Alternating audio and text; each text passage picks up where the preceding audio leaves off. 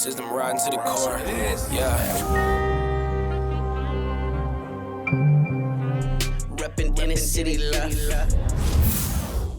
This is the Inner City Left broadcast. Today is Tuesday, October 14th, going up on a Tuesday. I'm Amin TMK alongside Amoja, Lil Tanky Sumler. Amoja, hello. Happy Tuesday. How's your week? Man, like and subscribe. Like and subscribe. Man, things have been great, man. It's peacetime. We talked about it in the last broadcast. Even Putin said his piece. He's like, Iran, Israel does, Bibi told me, man, but you could trust us, man. Peacetime is great. Yeah. You know, that's what they say, but we know that that's just not the reality of life, and there is no peace in this endless war, 1984 style reality that we are in. So we had Xi Jinping come out and say, or at least the Chinese officials come out and say, like, hey, look, we're tired of this clandestine trade war. We're ready to make a full-on, real, live trade war. Okay, that was a few days ago. This happened yesterday.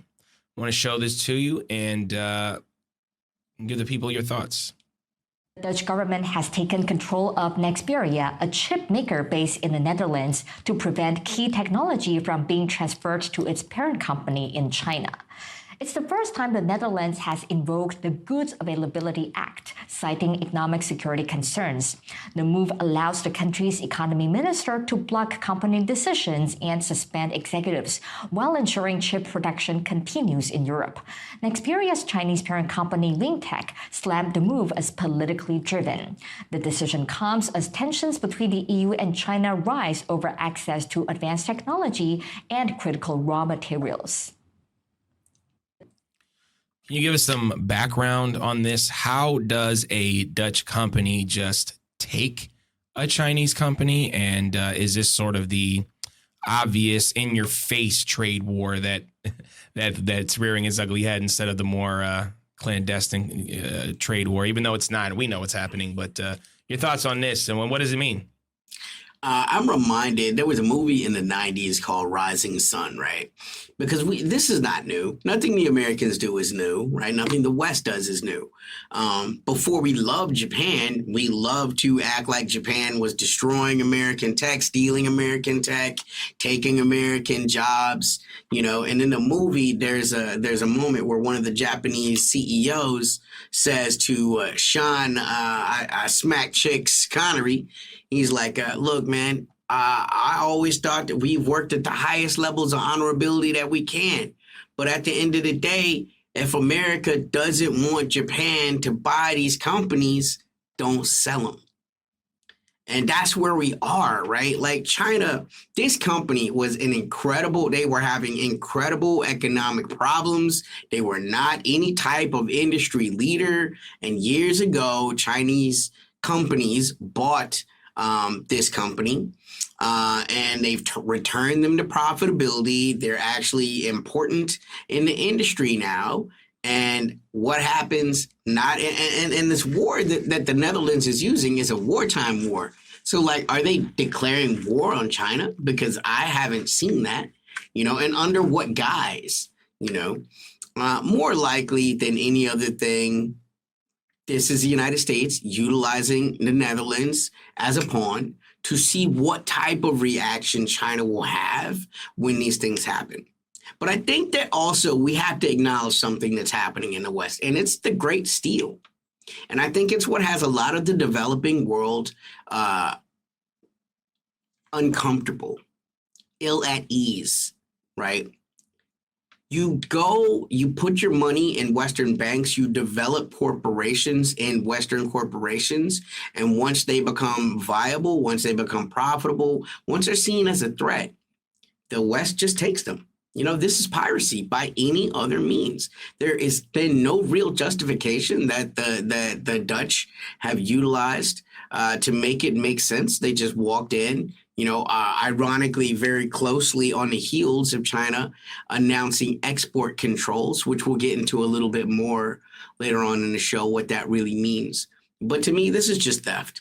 It's hard to see it as anything other than intellectual theft.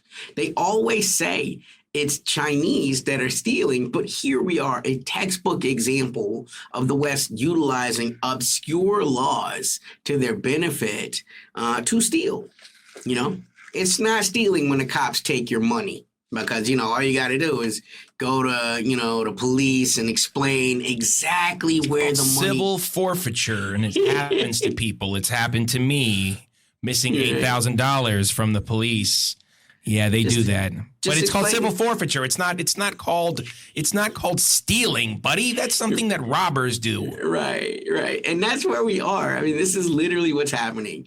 Like the Netherlands are utilizing essentially civil forfeiture under the most dubious of of claims, God forbid China went to war with the Netherlands. I can't see that lasting more than a week or two, buddy.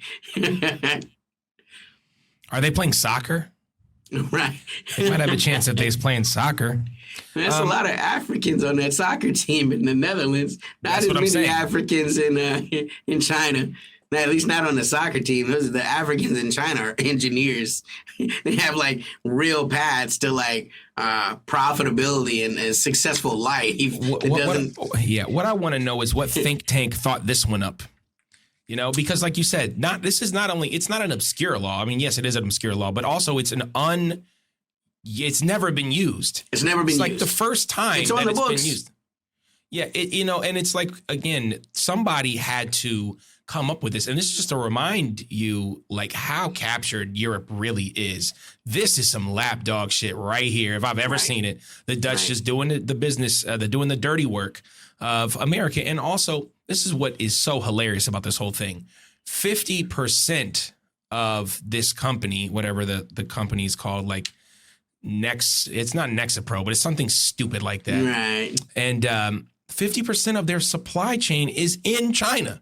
So I don't understand how the company can be seized when 50% of how you can't even utilize what this company does unless you're in China. It fell 10% this morning. I don't know if you saw that.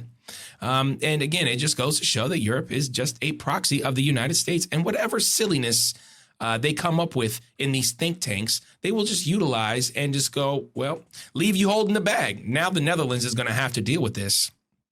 Yeah. And there will be repercussions, right? Like that's the one thing that we've learned over, if nothing else, the last week. There will be repercussions, right? I mean, you got Trump putting out these angry truth socials, talking about, out of nowhere, we're not at war with China. You got Scott Bessent talking about, Trump is a man of peace. I don't know why, right? But why are they talking about this? Why are they in such a roar? So let's talk a little bit about what happened over the last week. As most of our viewers know, over the past year at least, there has been a trade war going on with China where the United States has imposed sanctions unilaterally, tariffs unilaterally, all of these things to raise the cost of goods for Chinese corporations and Chinese people that enjoy Chinese products. Okay. Never mind, whether or not it's the government's job to actually make American corporations more competitive. That's a whole nother conversation and perhaps one that should be looked at. However, we're in a world where that's exactly what happens. We go to wars to protect American corporate interest all of the time. And so we find ourselves in this place where the Americans were turning the screws on China, turning the screws, 100% tariffs. We see it on the news all the time, right? Well, China, sick of it, finally said, you know what? We're the world's preeminent monopoly on rare earth technology. From mining to production to utilization, every part of the supply chain that relates to rare earth minerals goes back to China. And this is a problem the United States has been aware of for quite some time. There's a prevailing belief for quite some time that the Afghanistan war was about maintaining and capturing some of the largest undepleted lithium mines in the world. We all know how that worked out, right? But, they weren't able to get that and magically all the opium production went up, I mean, they will make money off the losses, However, it just goes to show how long the United States has been trying to rectify this rare earth thing. So what did China do? China has tightened the export controls, which means you only get licenses to buy a month at a time to 6 months at a time, and they review what you've done with it. Because quiet is kept. Most people hear rare earth and they think, oh, just lithium batteries. But rare earth minerals are involved with every part of the contemporary war process. Almost impossible to make hypersonic missiles without rare earths. You need these very powerful magnets that don't lose their charge and don't melt under the high friction, under the high temperatures of these engines as they go Mach 4, Mach 5, up to Mach 10, right? Most things just melt.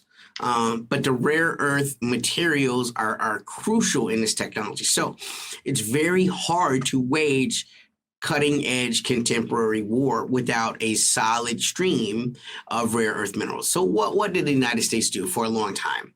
They didn't want to buy them directly from China, so they would use other companies or other countries as their proxies, right? Just like they do in war. They would use India, and buy the rare earths that India bought from China from India, right? They would go to Japan and buy the rare earths from Japan that Japan bought from China. Well, with the export controls, what China is now saying is if we sell India rare earth materials, they need to be used by Indian companies. If those Indian companies then subcontract and send those rare earths to America or to the West, we'll stop selling to India and cut them out of the supply chain.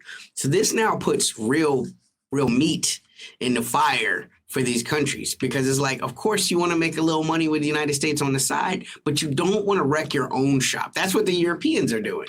That's in many regards what the Netherlands have just done. Perhaps even Japan as well. Right. Exactly. South Korea. Exactly. Right. And don't forget that there's going to be a summit very soon in South Korea where the Japanese will be, where Trump is alleged to be coming, where Xi Jinping is going to be there. And essentially, it's going to be the Americans trying to keep South Korea and Japan as satellites.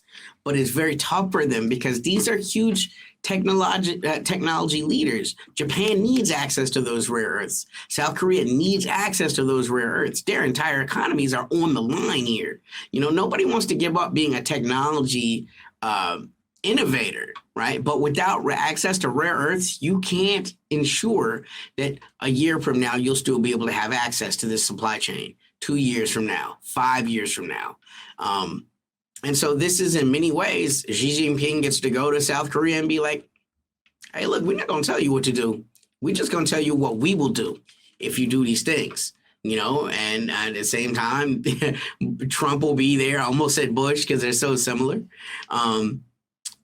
Trump is going to be there and he's going to be, putting the elbow down like, look, stop doing business with China, and it's just going to, we're going to see who wins those conversations. Because again, even though these countries are militarily and culturally captured by the Americans and the West, economically, they are still in many ways client states of China. It's very difficult for them to create the products that they make. Do you really think Toyota wants to find themselves out in the dark on lithium technology, right? If they're going to move forward, to the second half of this century with production and moving forward with EV and hybrids, you can't afford to wake up tomorrow and find out China no longer wants to sell you rare earth.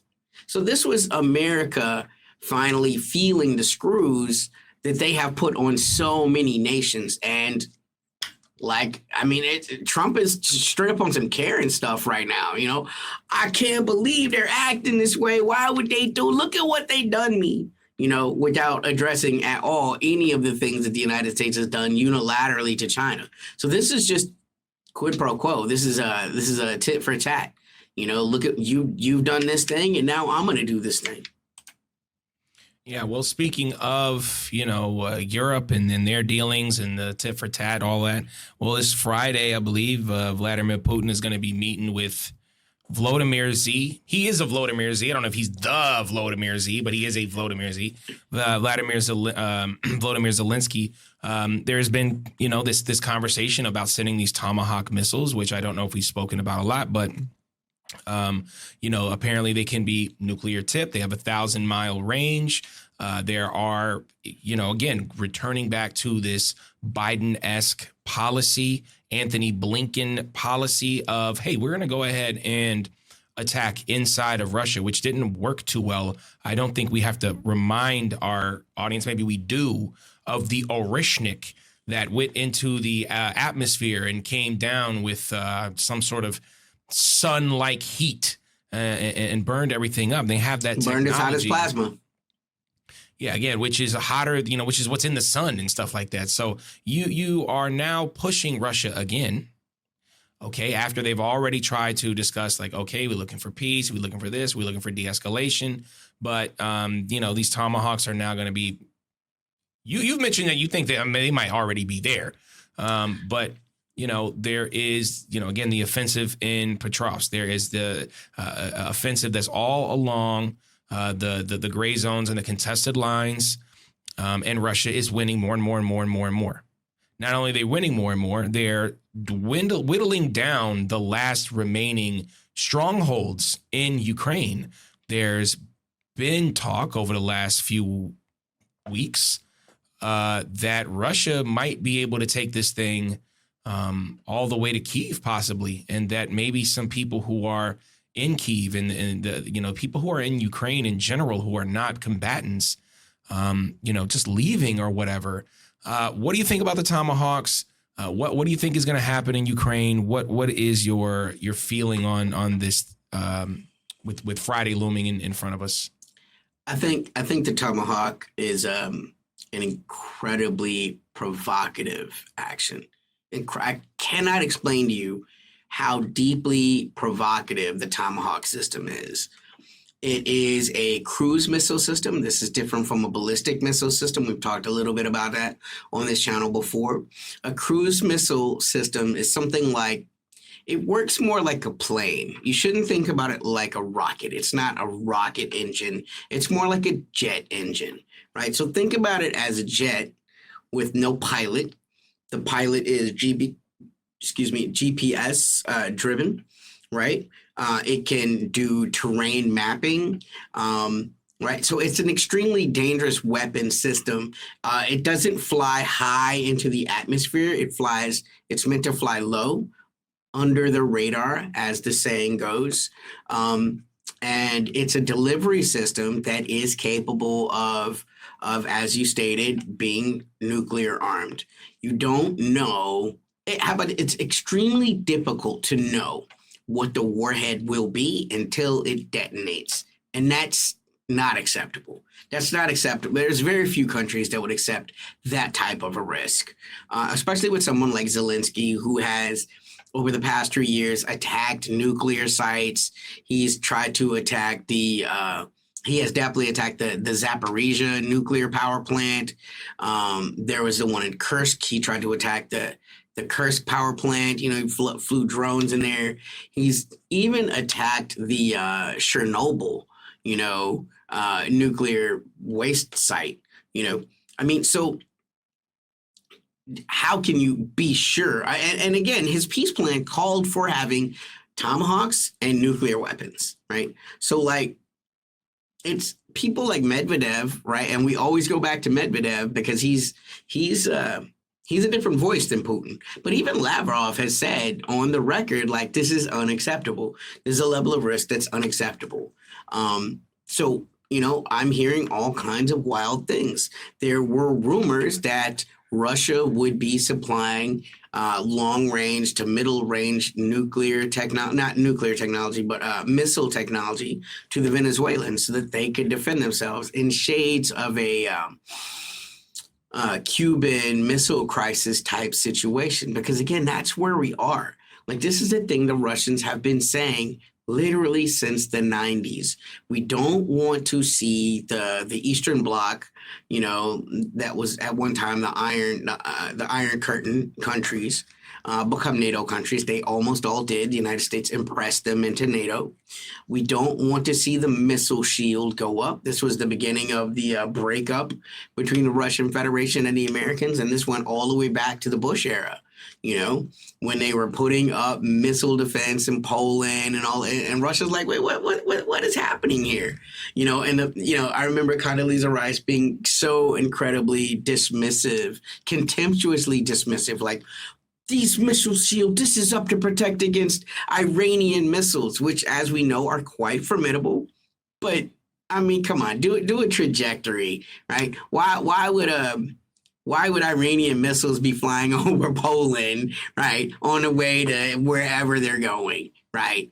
Like, it's no reasonable, realistic answer, and you feel foolish to have to respond to these things. This was the beginning of the cracks between the Russian Federation, which actually had a pretty good working relationship in the early 2000s with the Americans. They were quintessentially important with helping the Americans in the Afghanistan war, providing cover, helping do logistics. Like, we think about this American-Russian relationship as perpetually contemptuous and fraught with danger, but it wasn't. There was a good time of peace-like conditions between the Russian Federation and the Americans. And it's only, through I heard someone say salami slicing. It's exactly that is what the Americans in the West have done to the Russians. First, they took the Eastern Bloc nations and brought them into NATO, right? Then they moved, NATO forces closer and closer to the border. Then they tried to capture Georgia. Then they tried to capture Ukraine. Now they're trying to capture Romania and Moldova, right? They tried to capture Belarus, but it failed, right? I mean, and that guy, by the way, was one of the guy that they tried to coup Belarus with was a guy that got the Nobel Peace Prize not too long ago, like less than a decade ago. So that's just in keeping with the Venezuelan coup plotter getting the Nobel Peace Prize. The Nobel Peace Prize goes to the worst person you know. It's like the Time Person of the Year. You said that. I mean, it's truly horrible when you look back at who these people are and what they represent. And so that's where Russia is right now. There, again, I have not confirmed these, and really, who knows what can be confirmed. You're often these kind of things you're not going to know until it goes boom, right? Until the Americans attack the Venezuelans and the Venezuelans respond, right? You will not know. But what the Russians have essentially said is what's good for the goose is good for the gander. If you can give middle range weapons, middle range missiles to Ukraine, we can give them to your enemies as well.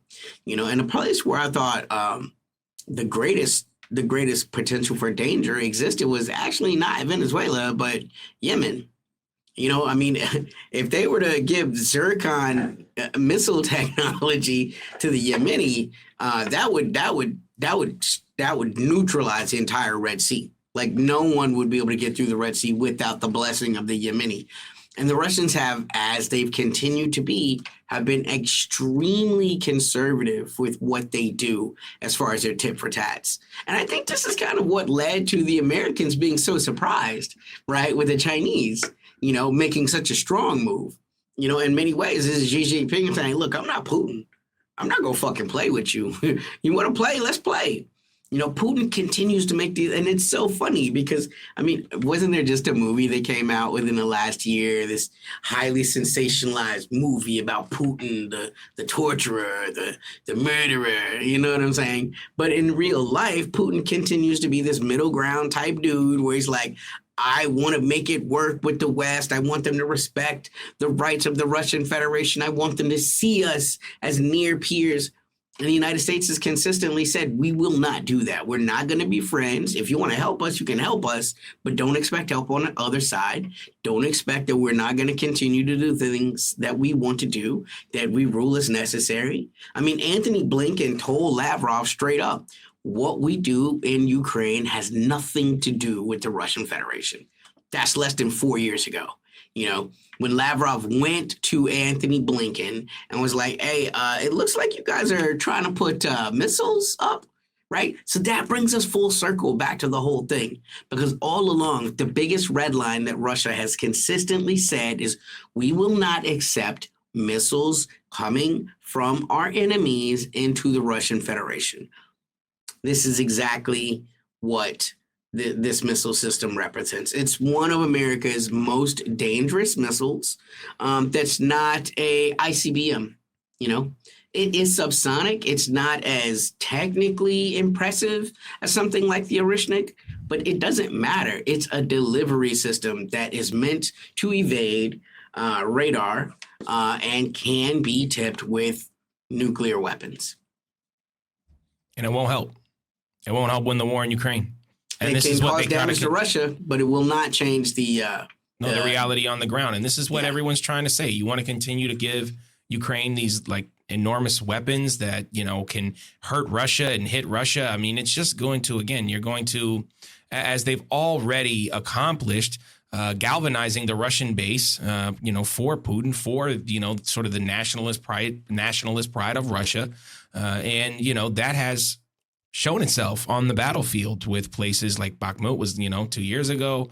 You know, you have Divka, you have now Petrovsk, and Russia's winning. And any drone attacks, walls of drones, any missiles that were shot, any terrorist attacks that were inside of Moscow, the attacks on the Crimea Bridge don't help, because what you're doing is going up against a stronger force with more weaponry, more troops, more expertise, more knowledge, and they are fighting for something that matters. There's not a whole lot of the Azov Brigade, not a whole lot of the people that were turned up to go against the greatest fighting force right now in the world, which is the Russian military, at least in terms of proving what they do. And we have now seen a situation where the escalation continues to grow, despite Donald Trump saying that he wanted to end the war in a day. He can't go. This is Biden's war, but everything he's doing is just on the same